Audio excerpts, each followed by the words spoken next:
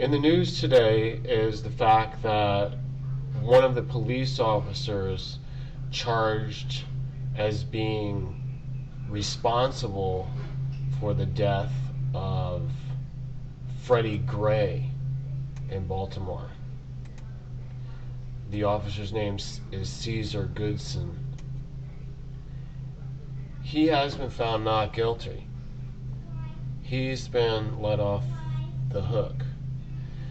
And that's because the judge could not find it in his decision to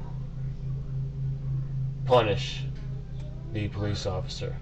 So if this is an example of the judges and the police and the attorneys working together in collusion as a big conspiracy,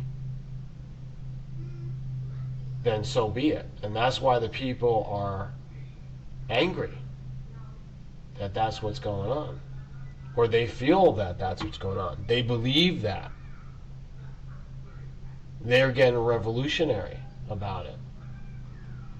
They're going to do an insurrection. The reason why I'm saying that is because when this all started, I was nowhere near Baltimore, but I was hearing the news in my part of the world. It was being reported that Baltimore was in unrest. It says here in the article, his death set off more than a week of protests followed by looting, rioting, and arson that prompted a citywide curfew. He died of his injury on April 19, 2015. That's Freddie Gray, 25-year-old black man from Sandtown area of Baltimore. April 19, 2015. So now, more than a year later, justice has not been served in the minds of the people that don't agree with this. And it seems to be a lot of people. Read here.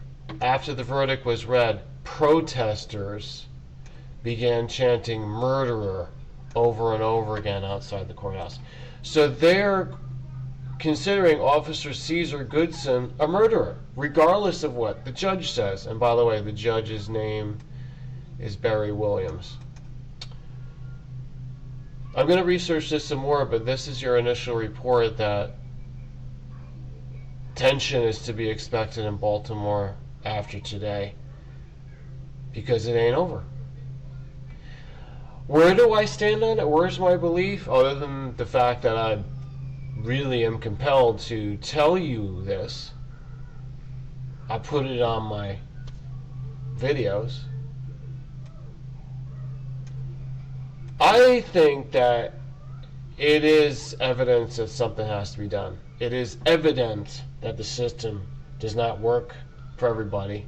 Whether or not you can hold the officer, the police officer Caesar Goodson, responsible, or there's 4 more officers who are going to stand trial consecutively after this. They have that to schedule. So we will be hearing reports about those.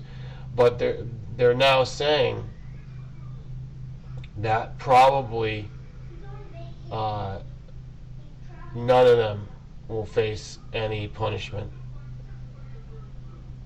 just as this one, the first one. Because if he's already said,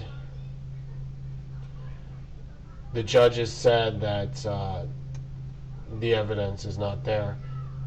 But what I'm saying is the evidence is there that the system doesn't work for all people. Who knows why this guy died, Freddie Gray? Who knows?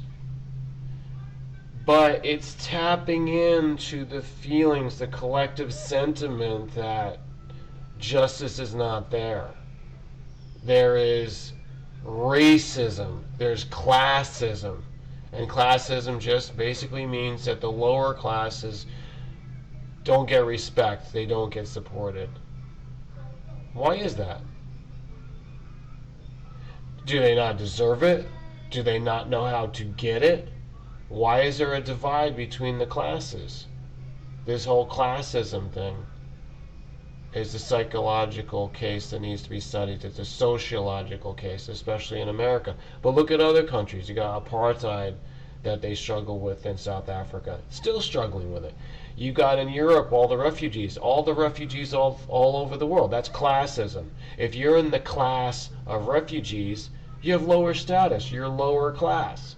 Do you get rights? Do you get respect? Do you get justice? Barely. So all these things are connected, and the majority of the people are rising up against the powers that be. And this is one example, just one very pointed example in the area of Baltimore. Thanks for listening, everybody.